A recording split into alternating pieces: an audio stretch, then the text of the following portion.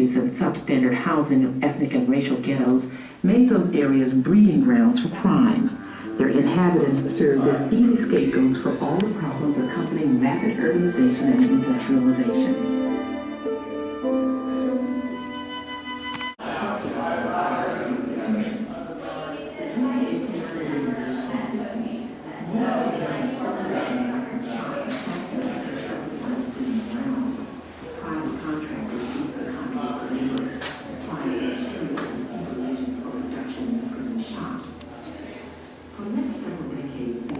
So we'll do about 16 or so per group. So Jesse will take the first group in. And if everybody could just have their receipts out as well. Everybody's paid? Yeah. Yeah? Okay, great. Just if you could have your receipts out, that'd be awesome. I never have. Going over it. I've been on bicycle, brother. Yeah, sure. There's water around it. Yeah, they're actually very nice. They have like foot flushes and a sink and everything. If the water doesn't run, do you have walking water? Yeah, right. We're trickling. Scrolling. Okay, we have 14. You guys can follow me right this way. For the next hour or so, welcome to Eastern State. You guys chose a beautiful day to come here. It's nice. Has anybody ever been here before? Yeah, I was here when I talked to the prisoners. Oh, cool. Yeah. Wow, that's interesting. We actually have an alumni reunion every year. We do, in the spring, where former guards and inmates come and talk to the public. It's incredible. You know, it's amazing. It closed in 1971, so there are obviously a lot of people who are still alive, you know, who served time here. Yeah. And some who are still incarcerated, of course. Unfortunately, they don't come to the alumni reunion, obviously. But yeah, really interesting. So I apologize for all of this stuff, all the tents that you see. This is all from the haunted house. We do two really big things during the year. First of all, around the Halloween season, we have the #1 haunted house in the country, which is pretty awesome. We have like 130 actors and actresses all dressed up in makeup and costume every night, scaring everybody half to death. It's amazing. It's also our biggest fundraiser of the year. So all the proceeds from that go back into maintaining the site. The profits actually account for about 67% of our annual operating budget. It's huge. It's absolutely, it's a beast, no pun intended. But during the rest of the year, it's all about the architecture and history of this amazing building, and that's what we'll be talking about today. So Eastern State, a really important and unique structure in many different ways. It opened in 1829 and didn't close, as I said, till 1971. We're talking 142 years of operating prison here. It's one of the longest running prisons in U.S. history. And I think the best way to break it down initially is into two main sections. First of all, you have the architecture. John Haviland was the name of the architect. He was a young British kind of rookie architect at the time and designed this on the radial plan. So basically in the dead center of the site is this big circular room called the Central Rotunda, and all the cell blocks come off of that just like spokes of a wheel. And we're going to talk about why he used that plan specifically when we're in center. You know, it's a little bit easier to kind of visualize, obviously, when we're there. Unbelievably influential design. There are over 300 prisons worldwide based on the exact plan of Eastern State, as recently built, believe it or not, as the 1990s. So it continues to be very influential. Now, on the other hand, you have the philosophy upon which Eastern State was founded, something called the Pennsylvania system. That was a very strict form of solitary confinement. So that means that inmates here in the early years were housed in their cells, totally alone, 23 hours a day, the entire length of their sentence. No visitation from friends or family, no letters in and out, nothing. They got a Bible and an opportunity to reform. as the founders of Eastern would have put it. And we're going to talk about why they thought that was the way to go. I think to some respects, that kind of very strict solitary system is a little bit counterintuitive for us today. And we're going to get into the specifics of that. So on the one hand, you have the architecture, the radial plan. On the other, you have the philosophy and the Pennsylvania system. Questions? What so did they far? do the other hour? What they do the other hour? Exercise. They attached to the back end of each cell was a solitary exercise yard, and they exercise in 2 half-hour installments throughout the day. Again, it was in solitary. I hate to describe them like this. They're really like dog kennels attached to the back end of each cell, just kind of walled off pens. They come back after they finish their sentence. Yeah. Recidivism rates have gotten, increased certainly in the United States, especially in Pennsylvania over the years. So in the earlier years, there wasn't as much recidivism, certainly as you see today. But yeah, I mean, there were cases. On the other hand, there were folks, we have documents from inmates who served time here saying, hey, I was reformed, I found God, I was a good citizen after this. So, it's interesting. And we'll talk about kind of the successes and failures of the Pennsylvania system. Yeah. Any other questions? Yeah, what kind of labor did they use to build these buildings? Good question. Perfect segue. So the first thing we should talk about is the facade of the building, the outside of it. Obviously, it looks like a castle, a medieval fort, a medieval castle from the outside. And Haviland used that neo-Gothic architecture for the facade of the building for a really specific reason. And I kind of have to set the scene for you a little bit. Construction started here in 1822. The first 7 cell blocks, which you can think of as the first phase of construction, were done in 1836. It's interesting, like I said, it opened in 1829, so it actually opened while construction was still going on. And as you can imagine, Philadelphia was a much different city back then. This site actually sat about 2 miles outside of Philadelphia proper, overlooking the city. Okay, it's on this little hill known as Cherry Hill. Okay, so here you have this gloomy castle-like structure looking down really as a warning. We're coming from Cherry Hill. Yeah, this is the other Cherry Hill. There's a big cherry orchard here originally. And so it's almost a preventative method through the architecture of the facade, which is a very interesting idea. You have to remember that most of the folks living in Philly at the time were Eastern and Western European immigrants. This image of a castle would be very familiar to them. It would conjure up notions of torture, dungeons, at the very least a strict justice. So Haviland was very much trying to tap into those emotions. Now it's interesting to note that what was going on the inside of these walls was very different than what the outer image was trying to portray. And there are some cool architectural examples of that. Did you guys see the lancet windows, the arrow slit windows from the outside? You'll notice they don't poke through the wall. Okay, they're strictly for show. The crenellations up there on top of the towers, they're about 3 feet high. Okay, so again, not functional whatsoever, just adding to this, castle-like image. While we're talking about the outer walls here, these walls are about 30 feet high, 40 feet in some places. They go 10 feet down into the ground, where they're about 8 feet wide, and then slowly shallow to about 3 feet wide at the top. Inside the walls, it's about 12 acres. This was the largest public structure in the United States when it was complete, and the second most expensive, only to the Capitol building. It costs about $800,000 to build, which for us today is nothing for a big building. You translate that to 1820s money, you're talking tens of millions, if not hundreds of millions of dollars. Unbelievably expensive. And to answer your question more directly, this is all hand-cut stone of the original structure. With a solitary system, you obviously can't have inmates building the place or maintaining it because they would see each other, they'd communicate, and so on. So Haviland had to outsource all of that construction work. Yeah. So why don't we take a walk towards cell block number 2, and we're going to head in right around there.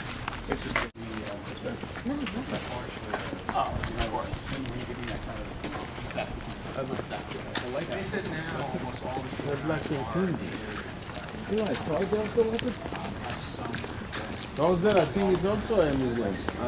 Yeah. It's a lane, right? Evelyn, actually, our movie camera was good for Extra syllable. Tell from the construction, it's a little bit newer construction. It certainly isn't from the original structure from what we were talking about. And that just goes to show, construction was constant here. Throughout the 142 years, they were always building more cell blocks, knocking down buildings that they weren't using, building other ones. Okay, so for example, when it opened, as I said, there were 7 cell blocks. By the time it closed, there were 15. Okay, so again, just constant construction. So we're going to head into cell block number 2, aptly named since it was the second cell block completed here. And what I want you guys to do is kind of get this image in your head of what you think prison looks like. You know, from TV shows, movies, you know, whatever travels you've been on. Hopefully no personal experience. And I think most of us think of, you know, flat ceilings, concrete, barred doors, you know, stuff like that. I think that's kind of the general image that everybody has in their mind. So keep that rolling as we head inside.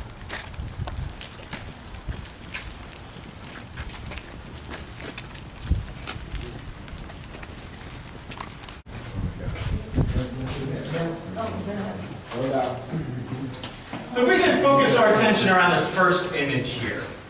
I think the first question we should be asking about the Pennsylvania system is why? You know, what were they thinking? I think the best way to kind of think about the Pennsylvania system is a reactionary philosophy. Okay, they were reacting to the terrible state of public prisons in the the late 1700s, mid 1800s. Okay? This is an image of Newgate Prison in London in the early 1800s. And the way that these kind of early style jails and prisons worked, they're really just small warehouses where inmates of all different types, everybody from petty thieves to murderers, all housed in the same location, just waiting to get their physical punishments. Okay, the physical punishments depended on the crime that they had committed. So you're talking really torturous stuff, you know, whipping, branding, the stocks, the pillory. Okay? And obviously there are a lot of problems with these facilities. First of all was disease. Disease ran rampant through these places. Even judges, lawyers, police officers were almost likely to get ill just through contact with folks who had been in here. The other problem, which I think is more to our point, is what do they really do to stem crime? You know, yes, you have that threat of the physical, you know, those actions on the body. But what is there mentally and emotionally to encourage these folks to move away from a life of crime? So a society formed in the late 1700s, it's a very long name, it's called the Philadelphia Society for Alleviating the Miseries of Public Prisons. Luckily, that changed to the Pennsylvania Prison Society over the years. And that was made up mostly of prominent Quakers living in the Philadelphia area. Some people think of this as a Quaker prison. I heard somebody say that earlier. That's not exactly right.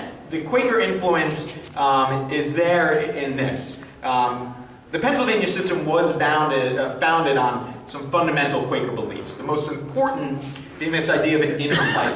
Okay, so no matter what crime you've committed, no matter what sin you've committed, if given the opportunity, that inner light can always shine through. Okay, that's kind of where the Quaker influence begins and ends. So the founders of Eastern said, okay, this isn't working. We're going to isolate each one of these individuals, get them out of this mess, and again, 23 hours a day alone with a Bible. By the time they get out of here, they'll be reformed and go back into society, you know, constructive citizens. That was the goal. That's what they were thinking. Questions about that? Yeah. Assuming they were literate.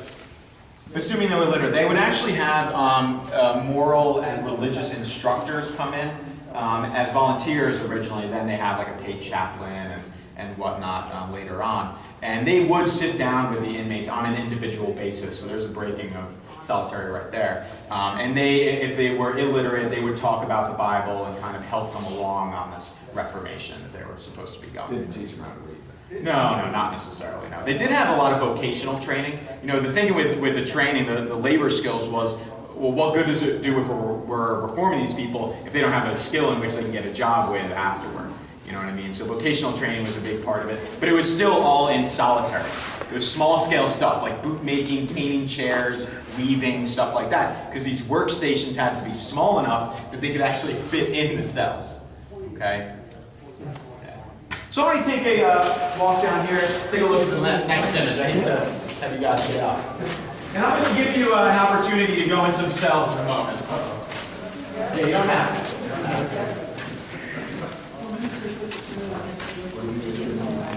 The parts that you're in are actually very stable structurally. Obviously the paint is peeling. You know, be careful about leaning on the walls. Your back will be all white, I can guarantee that. But we have architectural engineers who are here constantly. We're always, preserving the site structurally. It's very safe as far as the public areas. There are a lot of spaces that the public isn't allowed that are in awful shape. Yeah. So you can see right here, this is a cross section of one of the original blocks, and you can see how this worked. I talked about the original solitary exercise yard. Okay, so you can see that the front door, quote unquote, to your cell was actually in the back end of it. And you'll see a small door in the back. That led out to the yard, because then there was a door in the back of the yard that would have led out to what was then a courtyard. These doors that you see here now weren't actually here when the place opened. Okay, what was originally, corridor side were just these 2 foot by 2 foot square doors that opened to a hole that fed into the cell, and those were feeding holes. So guards would load up a cart with food, push them down the hallways, drop off food through the feeding holes. Does everybody kind of see how this was situated as far as the yard and the cell? Yeah, cool. Why did they have the outside door if they were never allowed out? Cleaning? In case, like I said, it opened while construction was going on, so maybe they had to change their cell because of construction work, who knows, yeah, all different things. They were taken out too to shower. They would have these hoods put on their heads, and they'd take them out and literally just hose them down about once a week. Oh, that could be a little iffy. Yeah. You can see these little skylights. The only form of natural light they had in the cells in the early years were these little circular skylights. You can see electricity came later on, came actually in 1888, which is pretty early for electricity. It's also important to note, a lot of people see this, but I think don't pick up the meaning. The light switches are on the outside of the cells. Okay, so keep in mind, what that means. Now this brings up, I think, a valid point, which are necessities. If you're going to be housed in your cell virtually the whole day for years at a time, you need a toilet, you need water, and you need heat, certainly in the winter. Eastern State is actually the first large-scale building on the continent to have indoor heat and central plumbing, well before the White House did. So while Andrew Jackson, who was the president of the U.S. at the time, still doing his business in a chamber pot, the inmates here had their toilets flushed about once a week, had heat, and had a little faucet that went into their cell for water. And it's a perfect example of form following function. Haviland was really forced to use this brand new technology because of the solitary system. You can see that we're standing on a complex system of tunnels, and that's where all the pipes and everything were for those facilities. Where's the door? Hold on a second. Yeah, you can see the door in the back of the cell there. Why do you think it was so short? I'm a real short guy, and they only come up to about here on me. Why are they so short? People were short in those days. Not that much. Not that much. Any other guesses? Kind of, yeah. Actually, when you're entering your cell, you're forced to bow down. If you think about it, you're supposed to be going through this religious reformation in this place. Kind of think of it as like a monk's cubicle. So you're bowing down before you enter your cell. It's also a little bit cheaper to build a shorter door frame, which might, make a difference on a large scale. But mainly was this forced humbling. Where's the trees? The trees, Eastern State was left abandoned for about 20 years, and I'll get into the closing of Eastern later on. But that's when, all these trees grew in here. There were certain cell blocks when we came in the late 1980s, we literally had to go in with chainsaws. And not me, but my predecessors. I went in with chainsaws to get into the blocks. It was a mess. Yeah. How many people go in the cell? Originally, it was just one. It was that strict solitary system. Yeah, the bunk beds. Good point. I'll talk about that in a moment. So let's walk up here. There are 2 open cells on your right. If you'd like to go in, you certainly don't have to. This one right here is open, and then the next one as well. Just please don't move anything around. These are all historic artifacts in here. And then when you're done checking out the cells, we're going to meet right up at this gate. Well, it does have heat, it does have a temperature.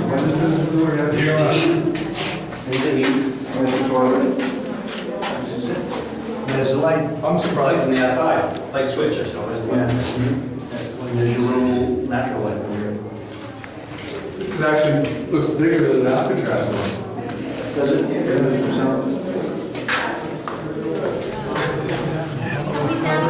you download it and send it to us?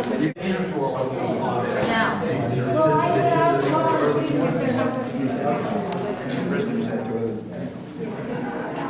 Well, we say. If you want to follow me up this way. Okay, cool. With you. Also, this was the height of a sunny day, and that one on that side was not very lit up at all. Yeah, most definitely. Go ahead. The cells look bigger than the one I saw in Alcatraz. It's a great point. You know, some people's first reaction to these cells is, oh my gosh, they're so small.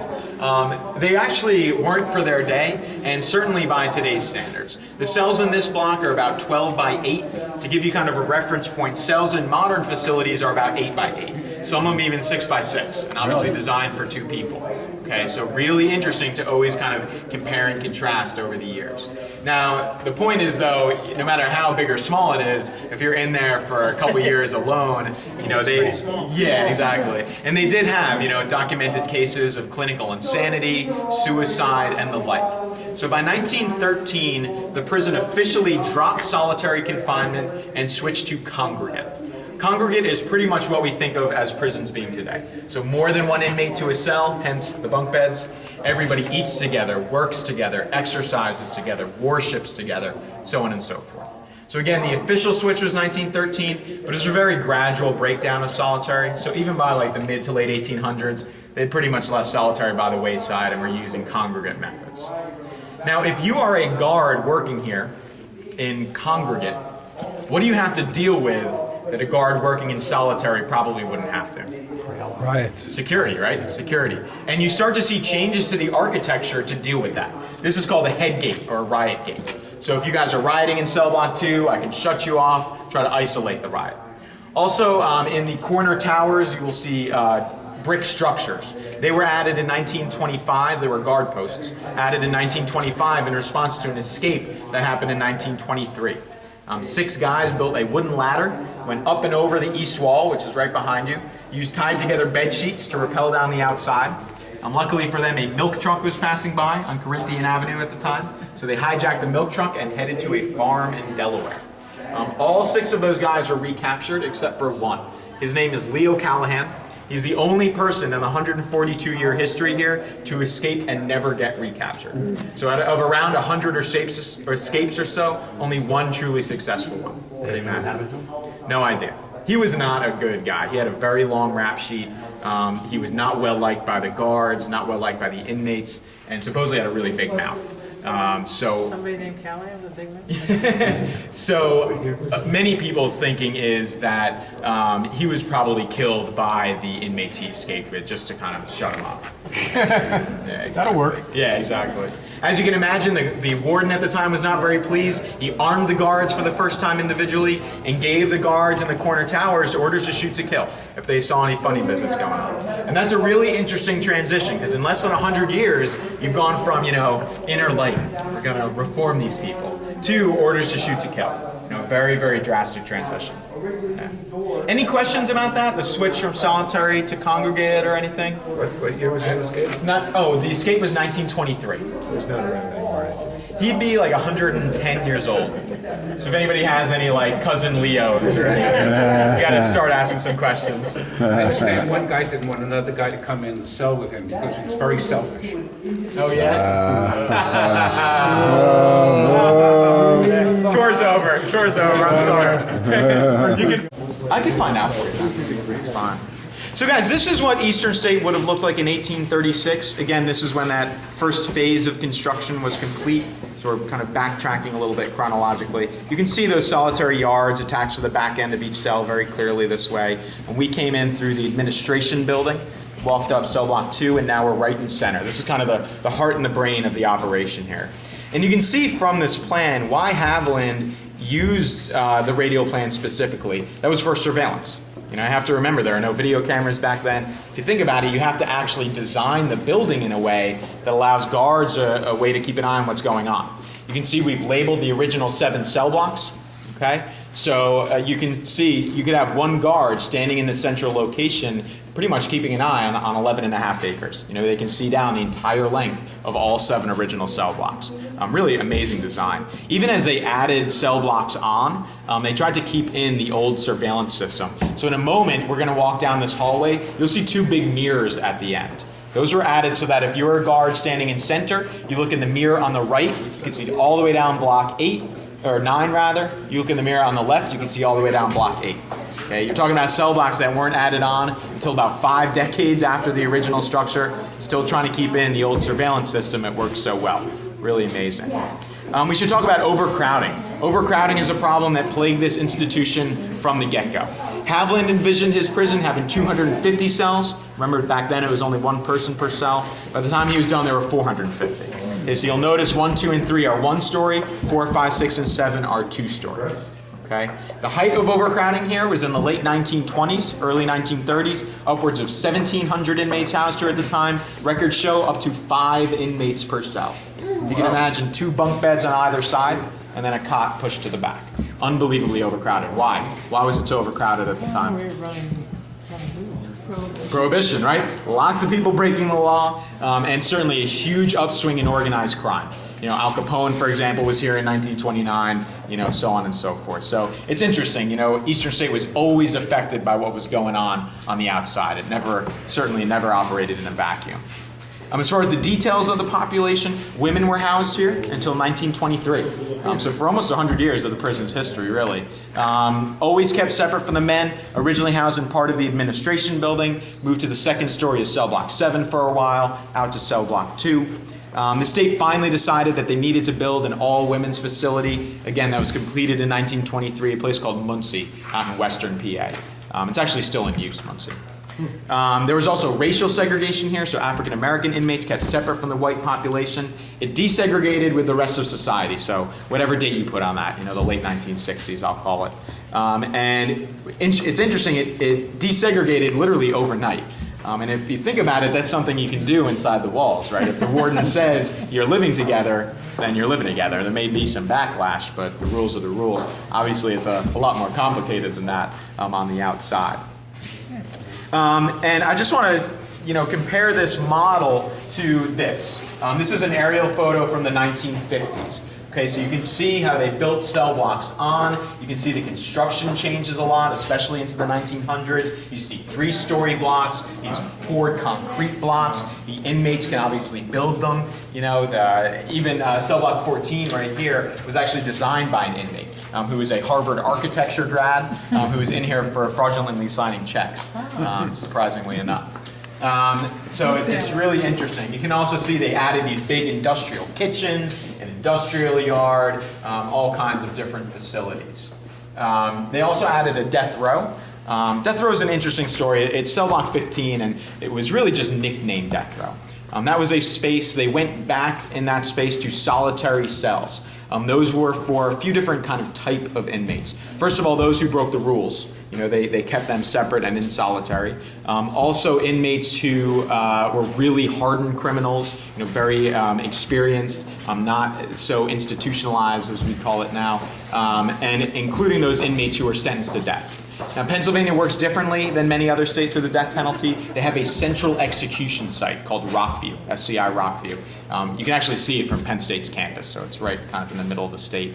And that's where all inmates have been put to death for many, many decades and still are. So in other words, inmates would be housed in the death row here, transferred to Rockview to actually be executed. Pennsylvania doesn't use the death penalty all that much. You guys are from New Jersey, right? Yeah.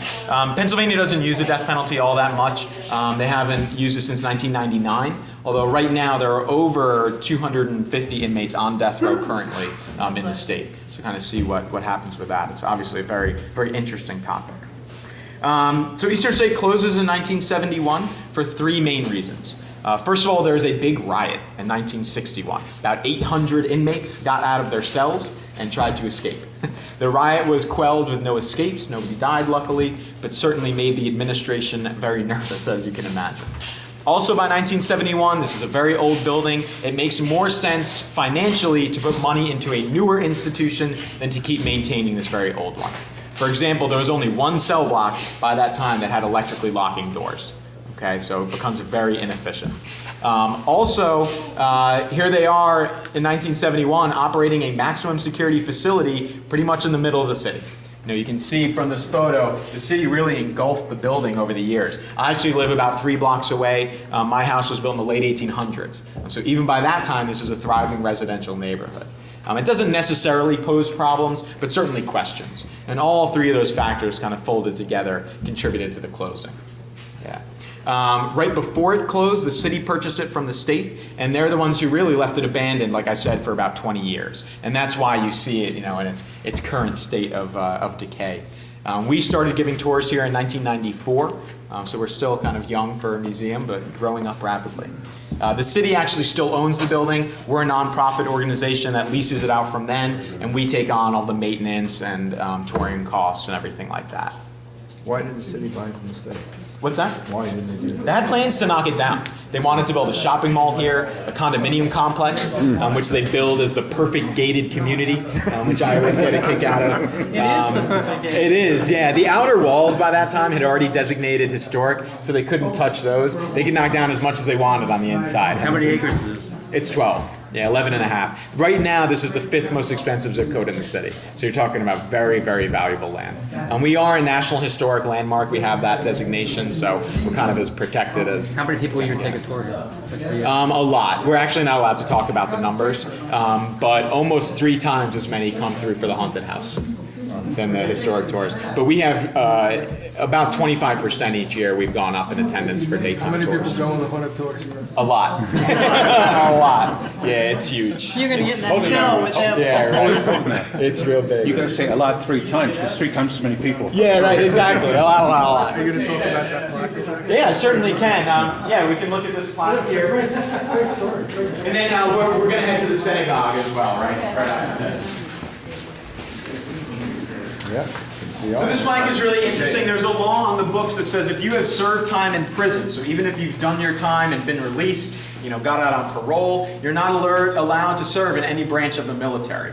When World War I came along, there was a large group of former inmates who wanted to fight. So they approached the warden here. His name was Warden McKinty. He went out to Harrisburg, fought with some politicians out there, and won the right for all of these, again, former inmates to fight in World War I. Now, obviously, it's fascinating that they're listed by their former inmate number. There are kind of 2 ways of looking at this. First of all, you're talking about free men. So in one way, it's a little bit dehumanizing to kind of have them as just numbers up there. On the other hand, it certainly goes along with this theme of anonymity, that really ran throughout the prison, for its entire history. Okay, so again, kind of 2 ways of thinking about it. These are, as a group, they're known as the McKinty's Boys. Yeah. How many inmates were here over the years? About 180,000, give or take. Right now, there are about 980 cells, all in all. In those 15 blocks, around 980 cells. And again, about 180, 190,000 people came through here throughout those years. Yeah, it's pretty amazing. And it was always a state facility. Everybody east of Harrisburg came to Eastern State, west of Harrisburg went to west of the state. Yeah, it's SCI Pittsburgh out in Pittsburgh. So let's head to the synagogue. Did all of the viewing come here, or is there There is, yeah, in the early years it was just like a balcony on top of here. They certainly would look out, keep an eye on courtyards and stuff like that. And then later on in the 1950s they built a central guard tower. And you'll see that as we exit. Looks prettier. Very interesting. No.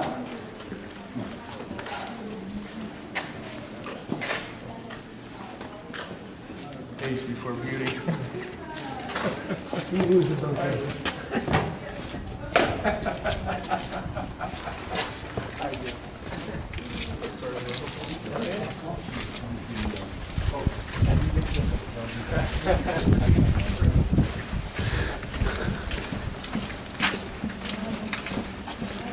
Now this reflects an alley features. Too smooth.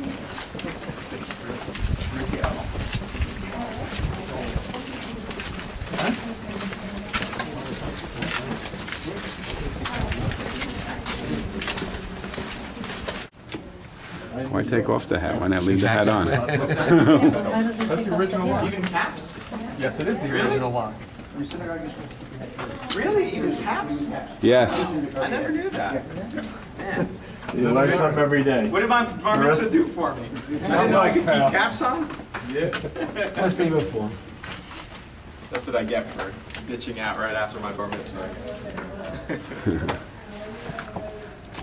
exactly. Yeah. Yeah. I mean, I guess he was from the United States. Sorry.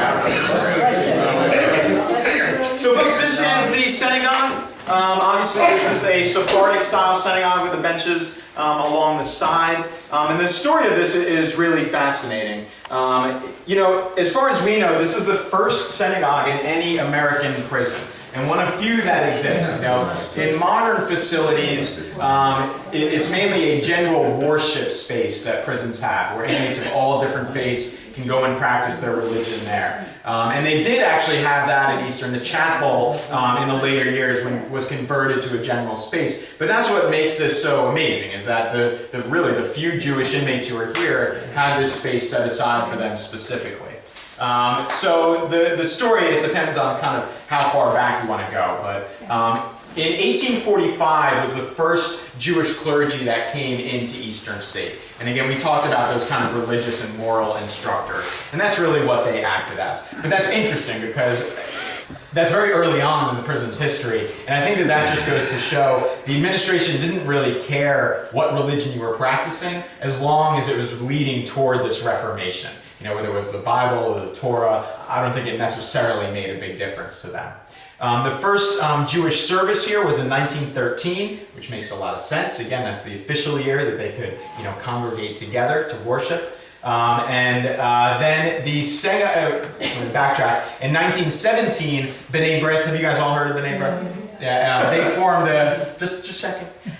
They formed the Prison Aid Committee in Philadelphia, and that's what really got the ball rolling as far as a lot of volunteer work inside here from, you know, all these Jewish organizations on the outside in Philadelphia. That's the nicest room, probably. What's that? That's the nicest room in the whole place. This is actually the only fully restored space. Yes. This is the only fully restored space on site. There's air conditioning in here and heat in the winter and everything like that. I'll get to why we did that a little bit later on. So the synagogue was complete in 1924. It was spearheaded by Alfred Fleischer. Alfred Fleischer was the chairman of the board of trustees at Eastern State at the time, a very wealthy guy, a very prominent figure in Philadelphia, and this was really his brainchild. He was a very devout Jew himself and took sincere interest, you know, in Jewish life here at Eastern State. He died suddenly in 1929, so it was actually reconstructed that year, and in memory to him. It was reconstructed again in the 1960s. And that year, 2 Jewish inmates actually put up their own money to have the space be redone. And that's what it is reconstructed to today from the 1960s era.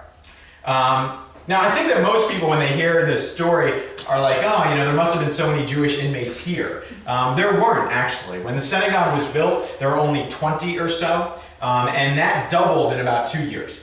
The main reason for that was Jewish organized crime. You know, again, it's the age of Prohibition, a huge upswing.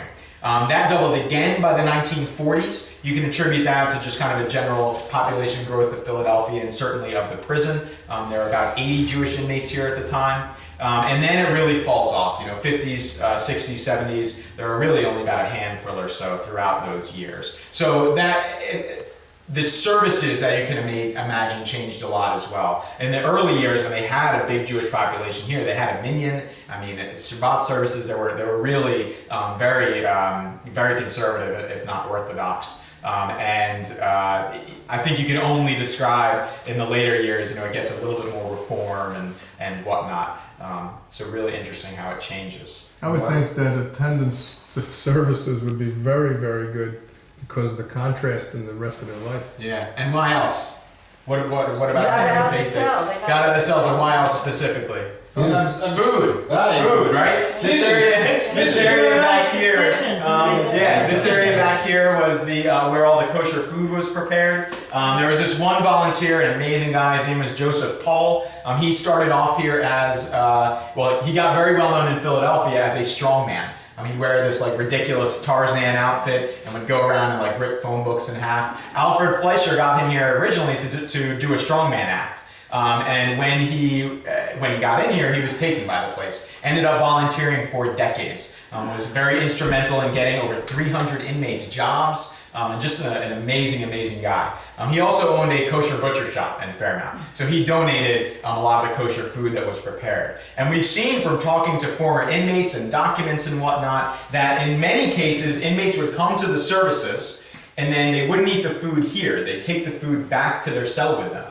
And they would trade it, for cigarettes and stuff like that. And as you said, if you think about it, this is probably the only food at the time being brought in from the outside. The rest of it is of very low quality, being made in these huge industrial kitchens. I think it's something that it's really tough for us to imagine. It's this kind of simple thing that takes on this whole new meaning, in prison. Really fascinating stuff. And why was it set up as a Sephardic synagogue? What's that? I don't know. That's a good question. It was always constructed like this. I really don't know. What was it? When did you say that? 1924 is when it was complete. First. Yeah, and it was always Sephardic. It was redone, like I said, in the 60s, but it was Sephardic from the get-go. Well, that would have been The Torah is an interesting thing. B'nai B'rith donated the original Torah. That somehow made its way out to Graterford Prison. Graterford is the facility that really ended up replacing Eastern State. So they made their way out there. We actually have secured a Torah. B'nai B'rith donated another one, but for some reason it is not kosher. And we're trying to figure out why. We don't know if there's like a misspelling or something like that. So hopefully in the next couple of months we'll have a Torah in there. There are also no prayer books in there yet, but we have, again, secured a donor of prayer books. So we'll have some in there. How far back does this go? You're looking at it. That's the date-wise. This one this was here originally, so from 1930s. Oh, yeah. Is there a plan to use it? Yeah, I was just getting to that. There was actually a bar mitzvah held here not too long ago, a couple months, and this is an amazing story. So, like I said, Alfred Fleischer was the guy who pretty much had this built. His daughter is Suzanne Roberts. Suzanne Roberts is married to the gentleman who started Comcast Cable, which is the largest cable company in the country. Right. She donated a large majority of the money to have this space be redone.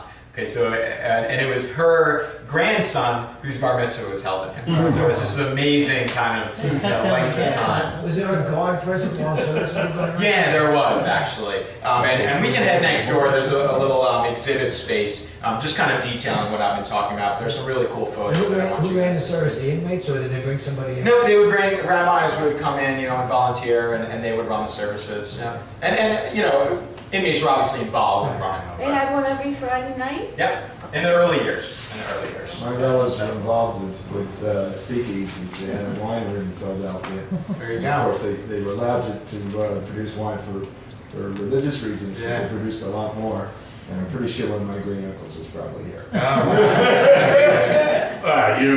I noticed on the way down here that was that a courtyard or the roof collapsed? Yes, glad you asked. So I'm actually going to ask all you guys to move to this side for a moment. We want to take a picture first. You want to take a picture? Wait. Dave. Do you want me to take it? Okay. Just the two of you? Just full of The prison, what's going on as far as geography goes. Oh, man. Oh, wow. I used to got the camera. Oh, this is cool. Tom. Pretty cool, huh? Walk So, in front. the way this works, like I said, in the early years, attached to the back end of those cells were the solitary yards. In the congregate era, they don't need them anymore. Everybody's exercising together out on the baseball field, basketball field, so on and so forth. So you can see what they did here. Imagine we're in the 1830s. This would be my solitary yard, and this would be the front door to my cell. Okay, this is cell box 7 over here. There was a wall here, a wall here, a wall in the back, and no roof. Okay, so you can see these were 3 separate solitary exercise yards. Right? So what they do in congregate, they knock down the walls, they throw roofs on them, and they mainly become workshops. Okay, this alleyway here was called Shop Alley. They had over a dozen different shops, and as we walk, you can see the blocked up entrances to the original solitary yards. You can see the exhaust fan holes, from the industrial work and so on. So it's amazing how they kind of recycled the space over the years. Pretty amazing. You can also see, this is Joseph Paul, the gentleman that I was talking to you about. This is him, obviously, as an older guy. An inmate painted this portrait of him kind of as a you know, in memory. And you can see how the construction changed. There's photos from the 1950s. You can see the wall sconces are very different, the lighting, the molding above the arc. And then you can see here, this is from the 1960s. And we tried to mimic it, you know, almost exactly with the molding, the lighting, the shalom lights, everything like that. The main reason why we fully restored this space, well, there are two main reasons. First of all, this is what it looks like. Okay, it was totally falling apart. There's about 1.5 feet of sediment all on the floor here. The ceiling was almost fully collapsed. So it made sense to really get in and just redo all of it. Also, it is, you know, a religious and spiritual space. I think it's nice to have fresh paint on the walls, you know, air conditioning to kind of set it apart from the rest of the prison. You know, It's like the same table. It is. As far as what's original, everything on this side is original. The arc is all original. The reading table, that whole back room, and the floor, of course. I think my grandmother still has this floor in her kitchen. So all of this is original. This is asbestos style. Yep, asbestos styles. Yeah, exactly. Yes. Yeah. Any questions about any of this, folks? How about we got a picture of everybody? Sure. You indicated that the guy brought in kosher food, Paul. If an inmate wanted kosher food, could he get kosher food served from the industrial kitchen, whatever? That's a good question, and not that we know of. We haven't seen in any documents where they actually had kosher food that was available, you know, from the kitchens on a very much day-to-day basis, like it is today.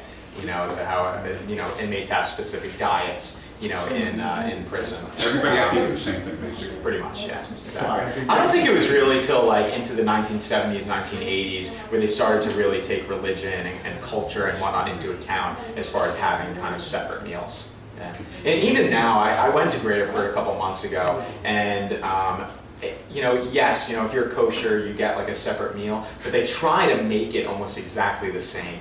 You know, so they say that all of the meals are heart healthy. So if you have a heart problem, you can still eat the meals supposedly. I don't know if I buy it, but yeah, exactly. Warden, I knew he's a great Graterford. He was. Yeah. We're going to ask you to take another picture. Yeah, please. Yeah. I have to put up that panel anyway. When they took over, that's what it looked like. It was in the second story, it's not open to bus. But a lot of business comments. She gave it back, and we don't have, we gotta pay that.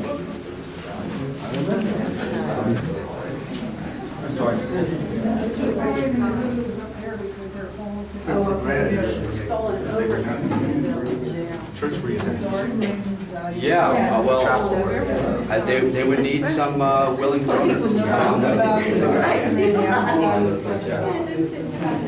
What's interesting is the man who founded the synagogue, Albert Fleischer, some of his family actually were some of the main donors to rebuild the synagogue.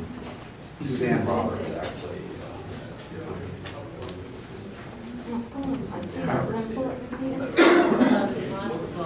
So this star was on that door. This star was on the front door of the synagogue.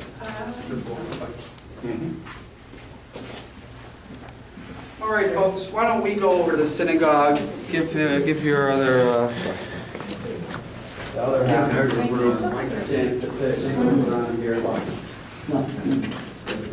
So if you're with my group, I ask that you do come on over. I hope to get some reflection. No, thank you very much. How you doing? All right.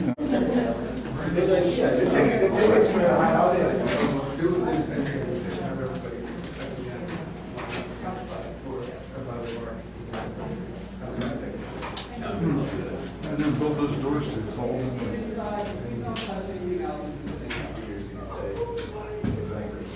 Typical How do you continue to have a faith, knowing that you've committed these crimes? You know, and I think it's so interesting to kind of think about and mull over. Fascinating stuff. Is everybody ready? Do you want to start to head back? I'd like to read this stuff. Oh yeah. They should make a hotel out of it, rent rooms. Yeah, right. Yeah, it's been thought of. Yeah. I'm surprised that they're making it so people to visit it. I don't know.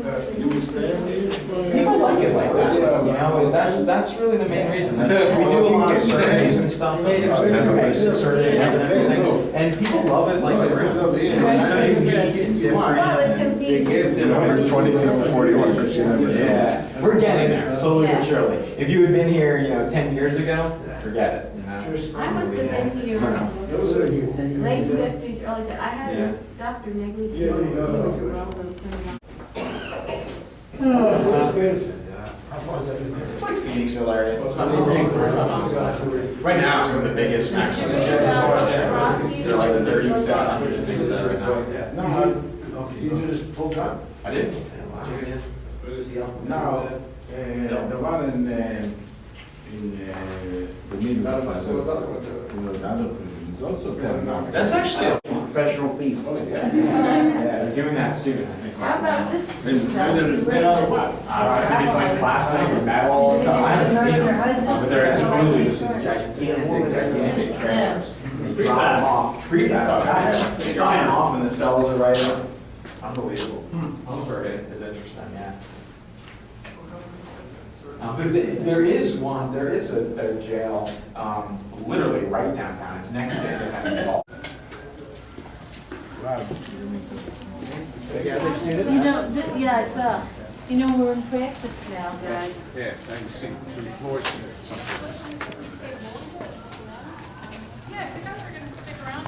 He's a gangster from Chicago.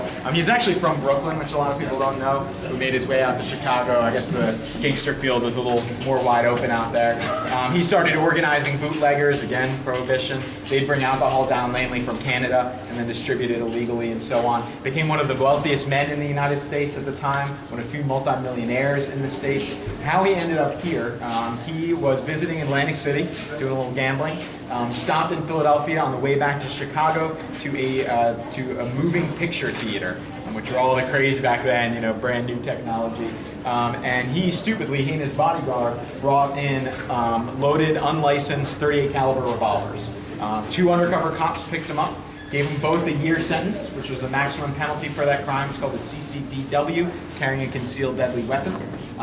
But once he got in here, he was treated unbelievably well. He was allowed to bring in all of his own furniture. His door was supposedly rarely locked. He had dinner with a warden a couple nights a week. This area here was called Ritz Row, or Park Ave, because it's the biggest cell blocks. He didn't have a cellmate, all kinds of stuff. Everybody asked why he was treated so well. He was an international celebrity.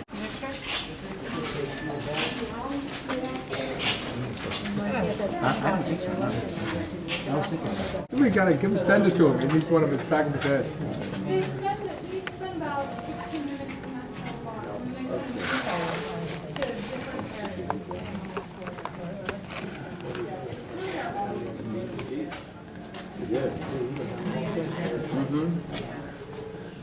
And pretty much, I was telling the guy about Mandela was held. Very, very much.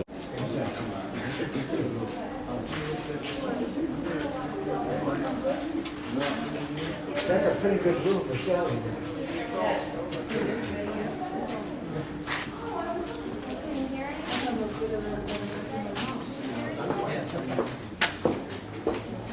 We've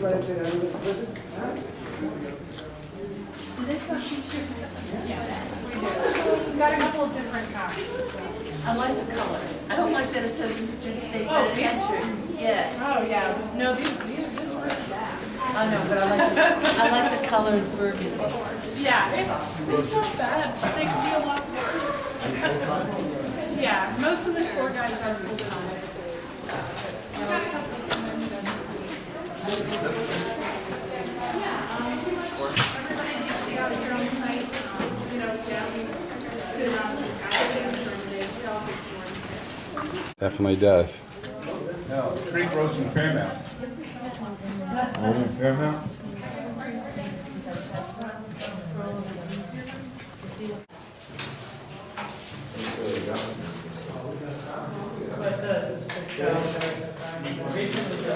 I don't know. You have room? Almost everybody in city would be over 100. How many? Backseat with them anyway. Yeah. You guys are sticking around for a bit. Yeah? Yeah. Have a great trip. Okay, thank you, Dave. Yes, have a good ride, good trip. See ya. Take care.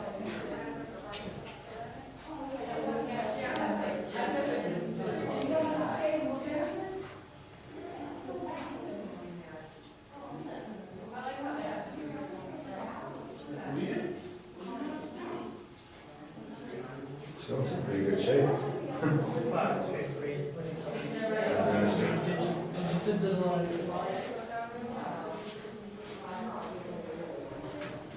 He said in that other exhibit, they were doing caning, long after Yeah, he caning told was us, available. friend of mine is having trouble getting the cleaning materials, is what's wrong.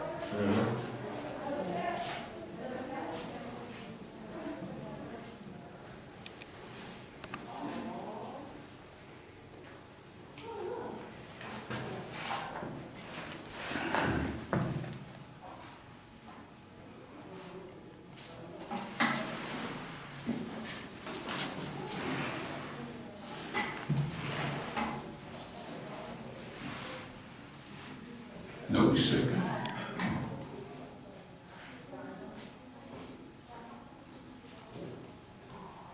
Wonder who was bringing the food to.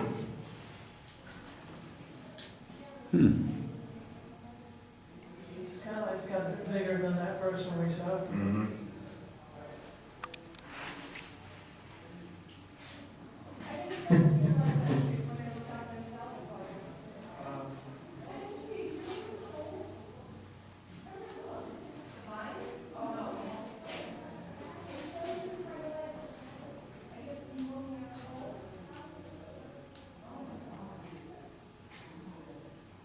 Actually, these, they are hearing those. I guess these ones are still.